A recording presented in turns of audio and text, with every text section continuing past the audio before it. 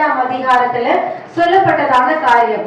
அங்க பாத்தீங்கன்னா அவங்க யாக்கோபுக்கு தேவன் ஒரு தரிசனமாய் அவர் சொல்லுகின்ற வார்த்தை, நீ எழுந்து பெத்தேலுக்கு போ, அங்க போற வழியில நீ எங்க போ, ஒரு சகோதரனை விட்டு அவனுக்கு முகத்துக்கு விலகி நீ போகும் பொழுது கடவுள் உனக்கு தரிசனமாய் அந்த இடத்துல உன்கிட்ட பேசுற இடத்துல ஒரு பலிபீடத்தை உண்டாக்கு அப்படின்னு சொல்லிட்டு அங்க கர்த்தர் அவரோடு கூட பேசுகின்றதான காரியத்தை நம்ம பார்க்க முடியுது. அவர் உடனே என்ன பண்றாரு, கடவுளுடைய வார்த்தையை கேட்ட போது அவர் அந்த வார்த்தைக்கு செவி கொடுக்கிறார். செவி கொடுத்து அவ்விதமாய் நடக்குது. அந்த இடத்துல போறாரு. போகும்பொழுது பாத்தீங்கன்னா அவர் தரிசனமான இடத்துல ஒரு பலிபீடத்தை கட்டுறதை நம்ம பார்க்கணும். அதாவது கடவுளுடைய பிள்ளைகள், அவருடைய மந்தையில இணைக்கப்பட்ட நாம் அவருடைய வார்த்தைகளுக்கு கீழ்ப்படியும் பொழுது கடவுள் நம்மளை வழிநடத்துகின்றதான காரியங்களை நம்ம பார்க்க முடியும். எப்படியா இன்றைக்கு கூட நம்ம வாசிக்க கேட்ட பகுதியில லீதியாளுடைய இருதயத்தை கடவுள் திறக்கிறார். அதுக்கு முன்பதாக சொல்லப்படுகின்றதான காரியம் என்னன்னு பாத்தீங்கன்னா, அங்க அவருக்கு வசனங்களை கேட்கறதுக்கு முன்னாடி கடவுள் அவங்களோட கூட பேசியிருப்பாங்க.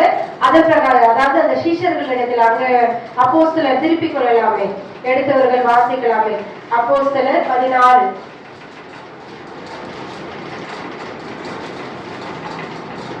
அதுல பாத்தீங்கன்னா அங்க சீஷர்கள் என்ன பண்ண, சீஷர் யார், அந்த சீஷர் முன்னாடி இருப்பாங்க இல்லையா, ஒரு சீஷர் இருக்காங்க, தீமை செய்யப்பட்ட சீஷர் இருந்தாங்க.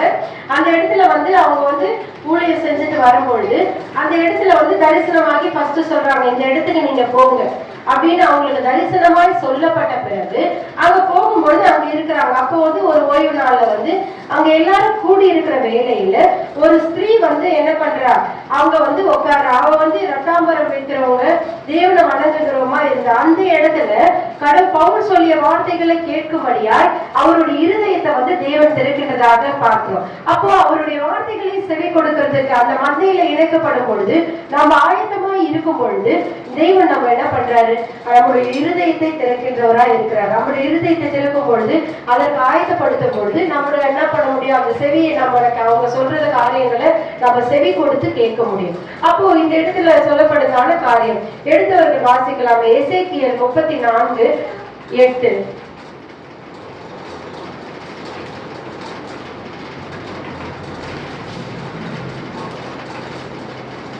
எசேக்கியேல் 34ஆம் அதிகாரம். கர்த்தராகிய ஆண்டவராயிருக்கிற நாம் என் ஜீவனை கொண்டு சொல்லுகிறேன், மேய்ப்பன் இல்லாதது என் ஆடுகள் சூறையாகி என் ஆடுகள் காட்டு மிருகங்களுக்கெல்லாம் இரையாய் போயின. என் மேய்ப்பர்கள் என் ஆடுகளை விசாரியாமல் போனார்கள். மேய்ப்பர்கள் மந்தையை மேய்க்காமல் தங்களையே மேய்த்தார்கள்.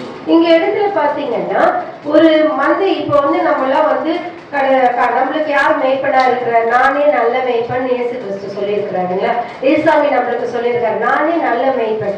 அப்போ அந்த மேய்ப்பருடைய சத்தத்திற்கு நம்ம செவி கொடுக்காம போனோம்னா அவருடைய வார்த்தைகளுக்கு நான் என்ன சொல்றாங்க, நம்ம மேய்ப்பன் இல்லாததுனால என்னாச்சு, ஒரு ஆடு ரோட்ல திரிஞ்சிட்டு இருக்குன்னா அது யாருமே இல்லைன்னா என்ன பண்ணிட்டு போயிடுவாங்க, ஒண்ணு யாருன்னா திருடிட்டு போயிடுவாங்க, இல்லைன்னா என்ன பண்ணிடுவாங்க, அது பொண்ணுடைய என்ன மிருகங்கள் நாயோ இல்ல எதனா அடிச்சு என்ன பண்ணிட்டோம் சாப்பிட்டோம். அப்போ என்ன ஆகும், அதுக்கு ஒரு பராமரிப்பு இல்லாம போயிடும். அப்படியா இருக்கும் பொழுது அந்த மேய்ப்பருடைய சத்தம், அவங்க மேய்ப்பன் இல்லைன்னா அந்த விசாரிக்காம ஒரு ஆடு இருக்குன்னா அவங்க எல்லாருமே ஒண்ணுமே என்ன இருக்காது, ஒரு தலை இல்லாம எல்லாருமே செஞ்சா எல்லாமே தலையாயிடுவாங்க. எப்படி எங்க ஸ்கூல்ல அப்படிதான் பிரின்சிபல் இல்லாம இருந்தாங்க, எல்லாமே பிரின்சிபல்ஸா அவங்களோட வாய்ஸ் ரைஸ் பண்ண ஆரம்பிச்சாங்க. அப்படிதான் என்ன ஆகும், ஒரு இடத்துல கிறிஸ்துவாகி நமக்கு மேய்ப்பன் இருக்கிறாருன்னா அந்த மேய்ப்பனுடைய சத்தத்திற்கு நம்ம ஆடுகளா இருக்கிற நாம எல்லாரும், மந்தையில இருக்கிற நாம எல்லாரும் வார்த்தைகளுக்கு செவி கொடுக்கின்றவர்களாய் மாறணும். முதலாவது மந்தையில் இருக்கின்றவர்கள் மேய்ப்பனுடைய வார்த்தைக்கு கீழ்ப்படியணும். அதுக்கு அடுத்து பாத்தீங்கன்னா அவருடைய வார்த்தைக்கு செவி கொடுக்கணும். எப்பவுமே அவருடைய பாதத்துல அமர்ந்திருக்கிறவர்களாய் காணப்படணும்.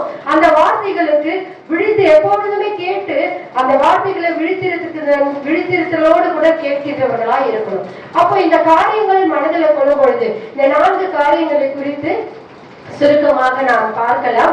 முதலாவதாக அவருடைய வார்த்தைக்கு கீழ்ப்படியணும். நம்ம கீழ்ப்படியணும் அப்படின்னு நம்மளுக்கு பைபிள்ல ஞாபகம் வர ஒரு பர்சன் சொல்லுங்களா பார்க்கலாம். நம்ம கீழ்ப்படிதல் அப்படின்னு ஒண்ணு நம்ம எல்லாரும் யாரும் உதாரணமா சொல்லுவோம்? மோசேவும் கடவுளுடைய வார்த்தைக்கு கீழ்ப்படிஞ்சார். நீ என்ன பண்ணு, கோல நீட்டின உடனே நீட்டினாரு, எல்லாம் பண்ணார், கீழ்ப்படிஞ்சார். இன்னொரு பிள்ளைங்களுக்கு எல்லாம் நம்ம சொல்லுவோம், இவரை குறிச்சிட்டு சொல்லுவோம், சாமுவேல். சாமுவேல் என்ன பண்ணார், சின்ன குழந்தை அவர் வந்து என்ன பண்ணாங்க, அண்ணால் வந்து ஜெபிச்சுட்டு அவர் வந்து வளர்ந்து கொஞ்சம் பால் பிறகு எடுத்துட்டு வந்து விட்ட பிறகு அவங்க இடத்துல பாத்தீங்கன்னா அவரோடு கூட ஏலி இருக்காங்க. ஏலி இருக்கும் பொழுது வந்து கடவுள் வந்து கர்த்தர் வந்து அவரோடு கூட பேசும் பொழுது 3 முறை கூப்பிடுறாரு இல்லைங்களா? 3 முறை கூப்பிட்டுட்ட பிறகு நெக்ஸ்ட் டைம் கூப்பிட்டாங்கன்னா சொல்லு மடியேன்னு கேட்கிறேன்னு சொல்லிட்டு, அப்போ அந்த கீழ்ப்படிதலை நம்ம யாருக்கு உதாரணமா சொல்றோம்? பிள்ளைங்களுக்கு எல்லாருக்குமே உதாரணமா சொல்ற பர்சன் யாருன்னா சாமுவேலை தான் சொல்றோம். அப்போ மந்தையில் இருக்கின்ற மெய்ப்பெண்ணுடைய சத்தத்தை இருக்கிறது நாம என்ன பண்ணணும், முதல்ல கீழ்ப்படியணும். அப்ப கீழ்ப்படியும் பொழுதுதான் அந்த வார்த்தை அந்த ஆசீர்வாதத்தை நம்ம சொந்தமாக்கி கொள்ள முடியும். 2வது காரியம் செவி கொடுக்கணும். எப்படியாவது செவி கொடுக்கணும்? கர்த்தர் சொல்லும் பொழுது நோவா வந்து கேட்டார், நோவா அவருடைய வார்த்தைக்கு செவி கொடுத்தார். அது மாதிரி செவி கொடுக்கின்ற காரியங்கள் நம்ம அநேகரை குறித்து நம்ம பைபிள்ல பார்க்க கூடும். அப்போ வந்து கர்த்தர்கிட்ட வந்து நிறைய பேர் வந்து பைபிள்ல வந்து பேசினாங்கன்னு சொல்லப்பட்டிருக்கும். தாவீதோடு கர்த்தர் பேசினார். ஏசியா தீர்க்கதரிசிகளோடு கூட பழைய ஏற்பாட்டுல வந்து தீர்க்கதரிசிகள் மூலமா தான் வந்து என்ன பண்றாங்க, மக்களுக்கு காரியங்களை உரைக்கிறதான காரியங்களை நம்ம அங்க பார்க்க முடியுது. அப்போ வந்து கர்த்தர் பேசணும்னா அங்க ஒருத்தர் பர்சன் ஏற்படுத்துறாரு, தீர்க்கதரிசி ஏற்படுத்துறாரு. அவங்க மூலமா கர்த்தர் வந்து என்ன பண்றாரு, எச்சரிப்பின் செய்தியா இருக்கட்டும், ஆசீர்வதிக்கின்ற காரியங்களா இருக்கட்டும், அவங்க மூலமா தான் பேசுறாங்க. நோவாவை வந்து என்ன பண்றாரு, அந்த இடத்துல சொல்லி நான் மழையை உண்டாக்க போறேன் அப்படின்னு சொன்ன உடனே யாருமே அவருடைய வார்த்தைக்கு செவி கொடுக்கல. கடவுளை வந்து என்கிட்ட சொல்றாருன்னு ஒண்ணு மழையா, அப்போ அது ஒரு புதுசா இருந்த ஒரு விஷயம், யாருமே அதுக்கு செவி கொடுக்கல. ஆனா வந்து என்ன பண்றாரு, கடவுளுடைய வார்த்தைக்கு செவி கொடுத்து கீழ்ப்படுத்ததுனால அவருடைய குடும்பம் காக்கப்பட்டது. 8 பேர் காக்கப்பட்டாங்க. அவங்க வீட்டுல அவர் என்னென்ன கடவுள் கட்டளையிட்டாரோ அந்த வார்த்தைக்கு கீழ்ப்படிந்தது நிமித்தமா என்னெல்லாம் செய்யணும்னு சொன்னார். ஜோடா என்ன சொன்னாரு, அந்த பேழைக்குள்ள எப்படி செய்யணும், எந்த நீளம் முழு அகலம் எல்லாமே சொல்றாரு. எதனால நீ செய்யணும், அந்த குப்பை மரத்தினால செய்யணும், எல்லாமே சொல்லும் பொழுது அவர் அதன்படி எல்லாம் கீழ்ப்படிந்து செஞ்சாரு. கீழ்ப்படிந்து செஞ்சதுனால அவருடைய சந்ததியை வந்து ஆசீர்வதிக்கப்பட்டதை நம்ம பார்க்க முடிஞ்சிச்சு. அந்த 8 பேர் காக்கப்படுறாங்க. அந்த மிருக ஜீவன்கள் அதன் மூலமா தான் பருகி பெருகி இருக்கு. அப்படியாதான் வேதத்துல சொல்லப்படுது. அப்போ வந்து அவருடைய வார்த்தைக்கு செவி கொடுக்கின்றவர்களாய் நாம வந்து இருக்கணும். அடுத்தது எப்பவுமே வந்து அவருடைய வார்த்தைகளுக்கு அருகே பாதத்துல வந்து அமர்ந்து காத்திருக்கிறவர்களாய் காணப்படணும். மந்தையில இருக்கின்ற நாம் வந்து நம்மள இப்போ எப்படி வந்து இந்த எசேக்கியேல்ல சொல்லப்பட்டது போல என் ஆடுகள் மேய்ப்பரை வந்து என் ஆடுகளை விசாரியாமல் போனார்கள், மேய்ப்பர்கள் மந்தையை மேய்க்காமலே தங்களை மேய்ச்சிட்டாங்க அப்படின்றது நடக்காம இருக்கணும்னா நம்ம என்ன பண்ணணும், மேய்ப்பனுடைய சத்தத்திற்கு கீழ்ப்படுகின்றவர்களாய் செவியை சாய்க்கின்றவர்களாய் நம்ம இருக்கணும். அடுத்தது வந்து செவியை சாய்த்துட்டு அது நான் அந்த காரியத்தை வந்து கேட்டுட்டு மட்டும் விட்டுறக்கூடாது. அதற்காக ஆண்டவருடைய பாதத்துல அமர்ந்து நம்ம என்ன பண்ணணும், ஜெபிக்கின்றவர்களாய் காணப்படணும். அவருடைய பாதத்துல மரியாள் கூட தன்னை விட்டு எடுபடாத நல்ல பங்கை தெரிந்து கொண்டாங்க அப்படின்னு சொல்லிட்டு மத்தேயு 10:39 சொல்லப்பட்டிருக்கும். மாத்தாலும் அநேக காரியங்களை குறிச்சு நீ என்ன பண்ற, காத்துட்டு இருக்க, கவலைப்படுற. இவன் என்ன பண்றா, தன்னை விட்டு எடுபடாத நல்ல பங்கை தெரிந்து கொண்டாள் அப்படின்னு சொல்லப்பட்டிருக்கும். அப்போ வந்து அவங்கள போல நம்ம வந்து அவருடைய பாதத்தில் அருகே உட்கார்ந்து நம்ம வந்து அநேக காரியங்கள் நமக்கு உண்டு. அந்த காரியங்களை குறித்து நம்ம வந்து என்ன பண்ணணும், அவருடைய பாதத்திலே ஜெப விண்ணப்பங்களை ஏறெடுக்கின்றவர்களாய் காணப்படணும். இதுதான் வந்து ஆடுகளுடைய காரியங்கள். ஆடுகள் வந்து என்ன பண்ணணும், சபத்துக்கு செவி கொடுக்கணும், அந்த வார்த்தைகளுக்கு கீழ்ப்படியணும். அந்த வார்த்தைகளை கீழ்ப்படிஞ்சிட்டு நம்ம என்ன பண்ணணும், ஜெபிக்கின்றவர்களாய் அவருடைய பாதத்தில் அமர்ந்திருக்கிறவர்களாய் காணப்படணும். அது மாத்திரமல்ல, கடைசியாக விழித்திருக்கிறவர்களாய் காணப்படணும். விழித்திருத்தல் என்றது மார்க் 13 சொல்லப்பட்டிருக்கும். மார்க் 13 எடுத்தவர்கள் வாசிக்கலாமே. மார்க் 13, 35, 36 ஆகிய வசனங்களை.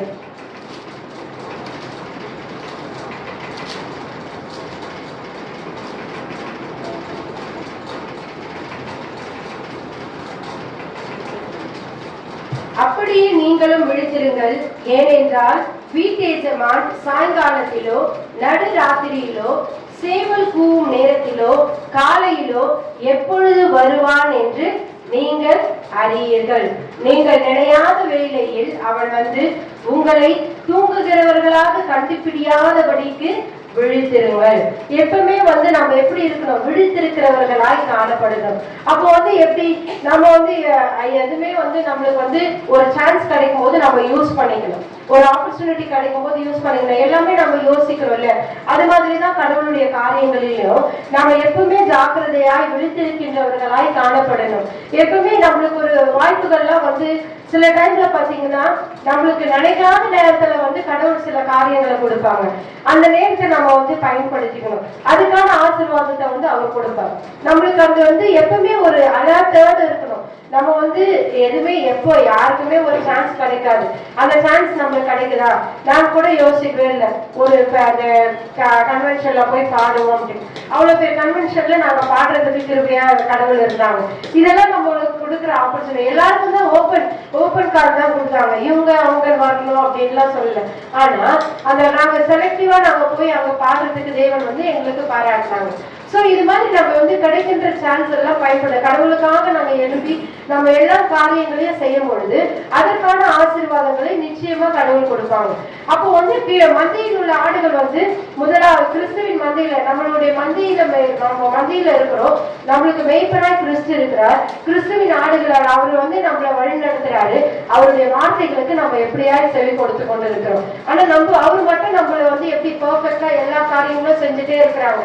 யோவான் 10 கூட பாத்தீங்கன்னா உணர்ந்தவமா சொல்லப்பட்டிருக்கும். முதல்ல அதாவது யோவான் 10:1-6 தான் வந்து நம்மளுக்கு ரீடிங்கா கொடுக்கப்பட்டிருந்தது. அதுல தொடர்ந்து பாத்தீங்கன்னா இதுல 8-9 வசனத்துல நானே வாசல், என் வழியால் உட்பிரவேசித்தால் அவன் ரட்சிக்கப்படுவான், அவன் உள்ளும் புறமும் மேய்ச்சலை கண்டடைவான்.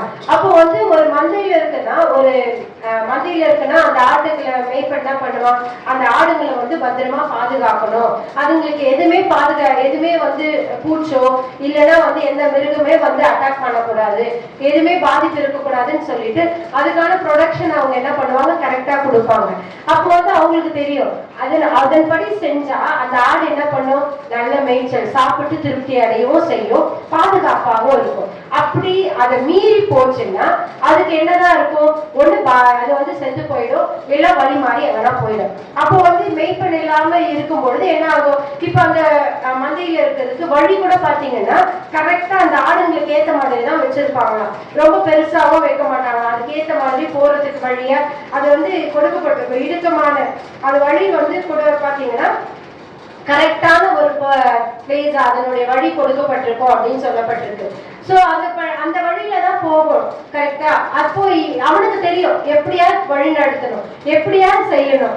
அது வந்து அந்த சத்தத்துக்கு தான் செவி கொடுக்கும். மற்றவங்க யாருன்னா சவுண்டு கொடுத்தாங்கன்னா அதுக்கு தெரியாது. அந்த மேய்ப்பனுடைய சத்தத்துக்கு அவங்க என்ன பண்ணும்? கரெக்டா ரெஸ்பாண்ட் பண்ணும்.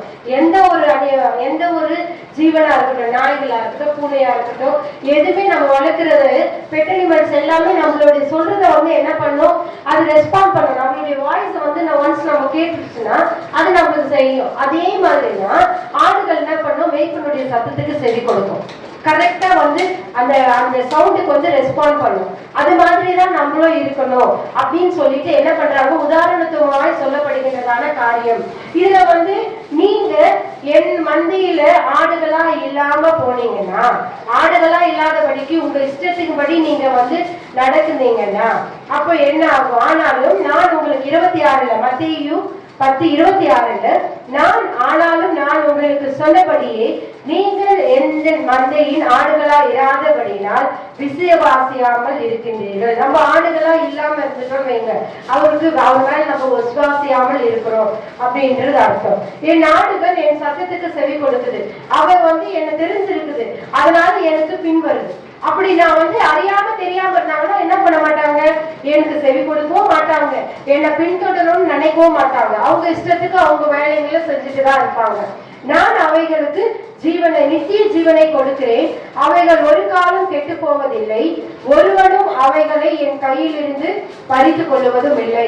நம்ம அவருடைய சத்தத்துக்கு செவி கொடுத்து அவருக்கு பின் சென்றோம்னா நித்திய ஜீவனை கொடுக்கிறேன்னு சொல்றாங்க. அது மட்டும் இல்ல, ஒரு பொழுது நம்ம கெட்டு போவே போறது கிடையாது. அவருடைய கையில இருந்து நம்ம எடுப்பவனும் யாருமே கிடையாது. ஏன்னா நம்ம யார் கையில, நம்ம வளமாய் அவருடைய கையில அமர்ந்து இருக்கிறோம். அவருடைய ஆடுகளாய் நல்ல ஒரு ப்ரொடக்ஷன்ல இருக்கிறோம்.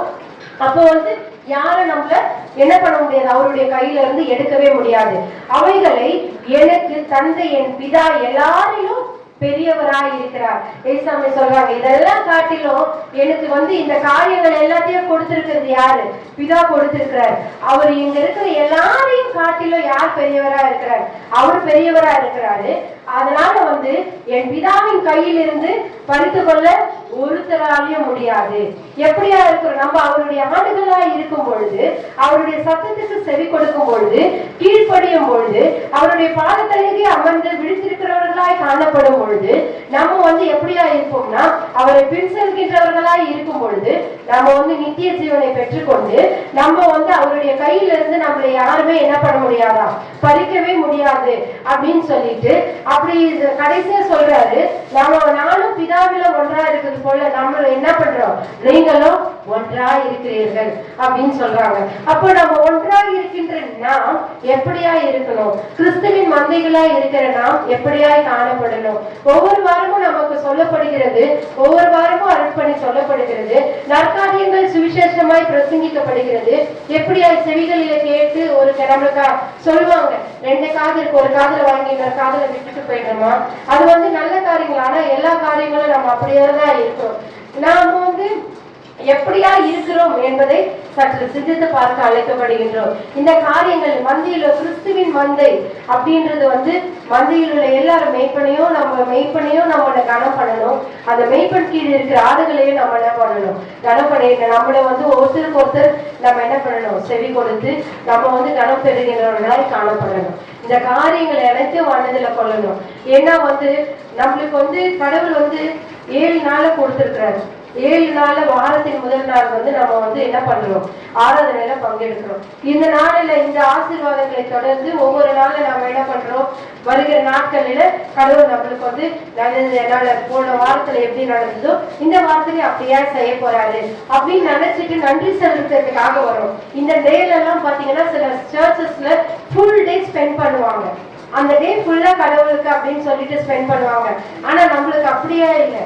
முதலாவது நேரத்துல காலையில எழுந்து அந்த நாளை நம்ம என்ன பண்ற, ஆரம்பிக்கிற நாளை கடவுளுடைய சந்ததியில ஒரு சில நேரங்கள் மணி நேரங்கள் செலவழித்து அவருக்காக நம்ம என்ன பண்றோம், ஜெபிச்சு அந்த நாளை அவர் துதி பலிகளை ஏறெடுத்து செலுத்துகின்ற வேலைகளில் நாம் எப்படியாய் காணப்படுகின்றோம் என்று சத்தியத்தை சிந்தித்து பார்க்க அழைக்கப்படுகிறோம். கிறிஸ்துவின் மந்தையில இணைக்கப்பட்டவர்களாகிய நாம் அவருடைய வார்த்தைகளுக்கு செவி கொடுக்கிறோமா, கீழ்ப்படுகின்றோமா, அவருடைய பாதத்தில் அமர்ந்து இருக்கிறோமா, விடுத்திருக்கின்றவர்களாய் காணப்படுகின்றோமா, அவருடைய வார்த்தைகளை கேட்டு அவருடைய பின் செல்கின்றவர்களாய் இருக்கிறோமா என்று நாம் சிந்தித்து பார்க்க அழைக்கப்படுகின்றோம். இந்த காரியங்களை மனதில் கொள்ளுவோம். நமக்கு கமிட்மெண்ட்ஸ் இருக்குதான், எல்லாருக்கும் கமிட்மெண்ட் இருக்கு. எல்லாருமே 6 நாள் வேலைக்கு ஓடுறவங்க தான், யாருமே வீட்டுல இருக்கிறவங்க கிடையாது. இதை கொடுத்தவர் யாருன்றதை நம்ம மறந்து போறோம். நம்ம இப்படி நிறுத்தி இருக்கிறது யாருன்றதை மறந்து போறோம். நம்மளை எப்படி உட்கார வச்சிருக்கிறாரு, மற்றவங்க பாக்குறதுக்கு கனம் பொருந்தவர்களாய் உட்கார்ந்து இருக்கிறோமே, இதுக்கான காரணம் யாருன்றதை மறந்து போறோம். அப்படி மறந்தோம்னா எப்படி இதுல சொல்லப்பட்டது போலதான், எப்படி நம்ம அப்போ விசுவாசம் இல்லாதவர்களாய் காணப்படும். அவருடைய பிள்ளைகள் இல்லாமலா இருப்போம், அவருடைய ஆடுகளா இல்லாமல் போயிடும். அப்ப ஆடுகள் இல்லாதவர்களா இருந்தோம்னா என்ன வேணா நடக்கலாம். எசேக்கியேல்ல சொல்லப்பட்டிருக்கோம் அந்த பகுதியில 34:8 இன்னும் கூட அதை ஒரு வீட்டுல டைம் இருக்கும்போது அந்த பகுதிகளை வாசித்து பாத்தீங்கன்னா எப்படியா அந்த ஆடுகள் சிதறண்ட ஆடுகள் 12ல சொல்லப்பட்டிருக்கோம். நான் அவங்க எல்லாம் எடுத்து அதை மாத்திரம் வாசிக்கலாமே. அதுல சொல்லப்பட்டது எல்லாமே யாரெல்லாம் மெய்ப்பெண் இல்லாத இருக்கிற மந்தை எப்படியா இருக்கும், மெய்ப்பெண் இல்லாத மக்கள் எப்படியாய் காணப்படுவாங்க, இப்படிதான் சொல்லப்பட்டிருக்கோம். 12-13 ஆகிய 2 வசனங்களை வாசிக்கலாமே. நான் கொள்ளையிடவும் சூறையாடவும் மதுத்தலில் இல்லாமல் கிடக்கிற கிராமங்களுக்குள்ள எசேக்கியேல் 12 34, 12, 13. 34. 12, 13. ஒரு மேய்ப்பன் சிதறுண்ட தன் ஆடுகளின் நடுவே இருக்கிற நாளில் தன் மந்தையை தேடிக்கொண்டு இருக்கிறது போல நான் என் ஆடுகளை தேடி மாக்கும் மந்தாளுமான நாளிலே அவைகள் சிதறுண்டு போன எல்லா இடங்களிலும் இருந்து அவைகளை திருப்பி வர பண்ணி அவைகளை ஜனங்களிடத்திலிருந்து புறப்படவும் தேசங்களிலிருந்து சேரம் பண்ணி அவைகளுடைய சுய தேசத்திலே அவைகளை கொண்டு வந்து இஸ்ரவேல் மலைகளின் மேலும் ஆறுகள் அண்டையிலும் தேசத்தின் சகல வாசஸ்தலங்களிலும் அவைகளை மேய்ப்பேன். அதாவது ஒரு மேய்ப்பன் வந்து என்ன பண்றாங்க, சிதறுண்ட ஆடுகள் நம்ம கூட வந்து 100 ஆடுல ஒரு ஆட்டுக்காக என்ன பண்ணுவாங்க, மேய்ப்பன் அதை தேடி அது வந்து அதை வந்து முள்பொதர்ல மாட்டிட்டு இருக்க அந்த ஆடை வந்து கண்டுபிடிச்சு அந்த மண்டையில விடுற வரைக்கும் அவனுக்கு வந்து எப்படியாவே காணப்படாது. அதே போலதான் ஒரு மேய்ப்பன் சிதறுண்ட தன் ஆடுகளின் நடுவே இருக்கிற நாளில் தன் மந்தையை தேடி கொண்டிருக்கிறது போல அது நான் என்ன பண்றேன், அந்த ஆடுகளை தேடி என்ன பண்ணுவேன், மறுபடியும் அவர்களை வந்து அந்த இடத்துல இருந்து எதுல சிக்கிட்டு இருக்காங்களோ சிதறண்டு இருக்கிறாங்களோ அவங்க எல்லாரையும் என்ன பண்ண தப்பி வர பண்ணி எல்லாரையும் என்ன பண்ணுவேன் சேர பண்ணி எங்க பெய்ப்பேன், ஒரு நல்ல பசுமையான இடத்துல பசுமையான ஆறுகள் போது அந்த இடத்துல நீ தண்ணி வந்து குறைவே இருக்காது. ஆறுகளில் சகல வாசஸ்தலங்களிலும் நான் என்ன பண்ணுவேன், மெய்ப்பெண் சொல்லுவோம். அந்த இடத்துல வந்து நம்மளை நிலைநிறுத்தி வைக்கிறதுக்கான காரியங்களை நம்ம பார்க்க முடியும். அது மட்டும் இல்ல, நான் என்ன பண்ணுவேன், சிதறுண்ட ஆடுகளை வந்து நான் என்ன பண்ணுவேன், தேடி அவர்களை விசாரிப்பேன் அப்படின்னு 11 சொல்லப்பட்டிருக்கும். அந்த ஆடுகளை வந்து நம்ம வந்து விசாரிச்சு என்ன பண்றாரு கடவுள் வந்து அந்த அளவுக்கு அந்த மந்தையில் உள்ள ஆடுகள் மேல அவர் வந்து எப்படியா இருக்காரு, ஒரு கன்சர்னா இருக்காரு, நம்ம மேல வந்து ஒரு கவனமா இருக்காரு, கண்ணோக்கமா இருக்காரு. ஆனா நாம எப்படியா இருக்கிறோம், ஒரு ஆட்டுக்காக பரிதபிக்கின்ற தேவனா இருக்கிறாரு.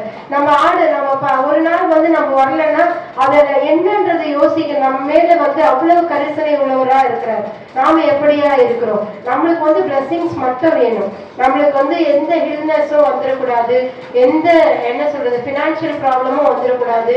அப்போ மட்டும் வந்து நம்மளுக்கு என்ன பண்ணுவோம், கடவுளை வந்து தேடுவோம். நம்ம வந்து கடவுளை அந்த அந்த கஷ்டத்துலதான் நம்மளுக்கு கடவுள் வந்து கிளியரா தெரிவாங்க. அதுக்கு முன்னாடி வரைக்கும் பாத்தீங்கன்னா அவர் நல்லா நம்மளை வெற்றியா வச்சுட்டு இருக்கும் பொழுது அந்த நேரங்கள்ல நம்ம வந்து அதை குறிச்சு யோசிக்கிறதும் இல்லை, சிந்திக்கிறதும் இல்லை. ஏதோ ஒரு காரியம் குறைவுபடும் பொழுது மாத்திரமே நாம் என்ன பண்றோம், என்ன சாமி இது எனக்கு ஏன் இப்படி செஞ்சீங்க, எனக்கு ஏன் இதை அனுமதிச்சீங்க, என்னை ஏன் இப்படி பண்றீங்க அப்படின்ட்டு கேள்வி மட்டும் நம்ம நல்லா கேட்கின்றவர்களா இருக்கிறோம். ஆனா அதை நம்ம வந்து அதுக்கான நோக்கத்தை அறிகின்றனர். அதாவது வேதத்துல சொல்லப்பட்டிருக்கும், திராணிக்கு மேலாக சோதிக்கப்பட விடமாட்டேன் அப்படின்னு சொல்லிட்டு நம்மளுடைய திராணிக்கு மேல என்ன பண்ணாரு, சோதித்தது பொன்னாக விளங்கும் வண்ணமாய் செய்வார் அப்படின்னு சொல்லிட்டு வேதத்துல சொல்லப்பட்டிருக்கு. இந்த சோதனைகளை கூட பாத்தீங்கன்னா எதுக்குன்னா நம்ம வந்து கொஞ்சம் அப்படியே போயிடுவோம், அதை நம்மளை இழுத்து இப்படி குடிக்கிறதுக்காக. அந்த ஆடுகள் வந்து வழி மாறி போயிட்டு இருக்கோம், அந்த ஆடுகள் எல்லாத்தையும் கேதர் பண்ணி குடிக்கணும்ல, அது மாதிரியாதான் நம்ம வந்து அப்படி போ அப்படி 2-3 நாள் அலைஞ்சு அந்த புல் முதல்ல மாட்டிட்டு இருக்கிற மாதிரி நம்ம இருக்கிறோம். என்னைக்கும் நம்ம எப்பயுமே விட்டுற மாட்டாரு, நம்ம அவர் கைக்குள்ள அடங்கி இருக்கிறோம். அவருடைய ஆடுகளா இருக்கும் பொழுது நம்ம என்ன பண்ணுவாரு, எப்ப வேணா பிடிச்சு என்ன பண்ணுவாரு, இழுத்துப்பார். அதனால வந்து அவர்களுடைய ஆடுகளா இருக்கின்ற நாம் அவருடைய சத்தத்திற்கு வந்து நம்ம என்ன பண்ணணும், செவி கொடுக்கின்றவர்களாய், கீழ்ப்படுகின்றவர்களாய், எப்பொழுதுமே அவருடைய வார்த்தைகளை கவனிக்கின்றவர்களாய், விழித்திருக்கின்றவர்களாய், பின் செல்கின்றவர்களாய் காணப்படணும். இந்த வார்த்தைகளை நம்மளுடைய இருதயத்திலே வைத்து தியானித்துக் கொண்டிருப்போம். தேவன் தாமே கிருபை செய்வாராக. ஜெபம் செய்வோம். மந்தையிலிருந்து பிரிந்த ஊராடு வழி தடுமாறி விலகியதே, மந்தையிலிருந்து பிரிந்த ஊராடு வழி தெரியாமல் விலகியதே, உதவி செய்திடவே யாரும் இல்லை, கதருமே கதறலை கேளோ, உதவி செய்திடவே யாரும் இல்லை,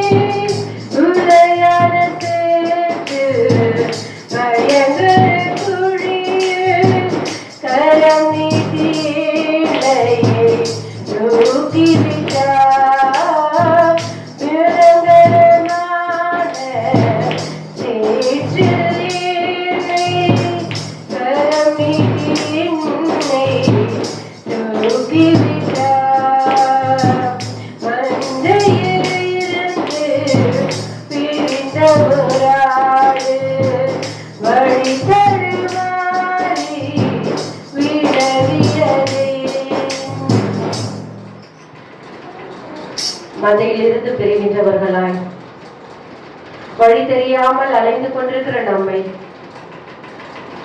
என் பிள்ளை என்னை தேடி வருவாளா, என்னுடைய வார்த்தைகளுக்கு செவி கொடுப்பாளா, என்னை அனுதினம் தேடுகின்றவளாய் இருப்பாளா, நான் அவளுக்காக ஜீவனை கொடுத்தேனே, இவ்வளவு காரியமும் உனக்காக தானே செய்தேன் என்று சொல்லி இன்றைய நாளில் பரிதபிக்கின்ற தேவனாய், உனக்காகவும் எனக்காகவும் என் மகள் வழி மாறி போய் கொண்டிருக்கிறாள், என் மகனுடைய வழி என்ன, நான் அழைத்த நோக்கம் என்ன, தெரிந்து கொள்ளப்பட்டதான நோக்கம் என்ன, ஆனாலும் அதை மறந்து மனம் போன போக்கில வழித்திருந்து நடந்து கொண்டிருக்கிறானே என்று சொல்லி தேவன் நம்ம ஒவ்வொருவரையும் பார்த்து கேள்வி கேட்டுக் கொண்டிருக்கிறாங்க. ஏசப்பா, நீங்க எங்களுடைய மேய்ப்பனா இருக்கிறீங்க தகப்பனே. அப்பா, நீங்க தான் எங்களை மேய்க்கிறீங்க, ஒவ்வொரு நாளும் வழி நடத்துறீங்க. ஆனாலும் அப்பா, நாங்க அவ்வப்பொழுது வழி மாறி போகின்றோமே. அப்பா, எங்களுடைய வழிகளை சீர்படுத்துங்க. அப்பா, உமக்கு நேரான பாதையில வழி நடந்து வர திருப்பை தாருங்க. அப்பா, பயங்கரமான குழியில, அப்பா, உளையான சேற்றில இருந்தாலும் எங்களை கையில் கரப்பிடித்து தூக்கி நடத்துகின்ற தேவன் நீர் ஒருவர் மாத்திரமே. அப்பா, நாங்கள் என்ன செய்வது என்று தகைத்து அப்பா திகைத்து கதறிய வேலை இல்லை. அப்பா, நீங்க என்ன ஒரு ஆற்றுக்காக பரிதபிக்கின்ற தேவன், எனக்காக நீங்க பரிதபிக்கின்றீர்களே. ஆனா நான் எப்படியா இருக்கிற தகப்பனே, அப்பா, நான் எப்படியா இருக்கிறேன்? ஒரு சில நிமிடங்கள் நம்மை நாமே ஆராய்ந்து பார்க்க அழைக்கப்படுகிறோம். சொல்லப்பட்ட செய்தி நிமித்தமா அப்பா, நான் எப்படியா இருக்கிறேன்? அப்பா, நான் செவி கொடுக்கிறேனா? உடைய வார்த்தைகளுக்கு கீழ்ப்படுகிறேனா? உடைய வார்த்தைகளை தியானித்து அந்த காரியங்களை குறித்து ஜெபிக்கின்றவனாய் பாதத்தில் அமர்கிறேனா? விழித்திருக்கிறேனா? அப்பா, உண்மை பின்தொடர்ந்து எல்லா காரியங்களையும் உங்களுடைய வார்த்தைகளை பின்தொடர்ந்து செய்கின்றவனாய் இருக்கிறேனா? ஒரு விசையாய் என் தேவன் தாமே என்னோடு கூட பேசின தகப்பன சொல்லப்பட்ட காரியங்களை எங்களுடைய இருதயங்களுக்கு ரிலீஸ் செய்யட்டும். நீர் இந்த சபையில் அமர பண்ணப்பட்டதான நோக்கத்தை உணர்ந்தவர்களாய், அழைக்கப்பட்ட நோக்கத்தை உணர்ந்தவர்களாய் எங்களுடைய பணிகளை செய்ய எங்களை ஆயத்தப்படுத்துங்க.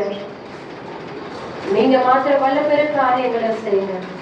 மீதியான நேரத்தில் உடைய ஆளுகைக்குள்ளாக ஒப்படைக்கிறோம். பெரிய காரியங்களை செய்யுங்க. அருமையான இயேசு கிறிஸ்துவின் வழியாக வேண்டிக் கொள்கிறோம் பிதாவே. ஆமென்.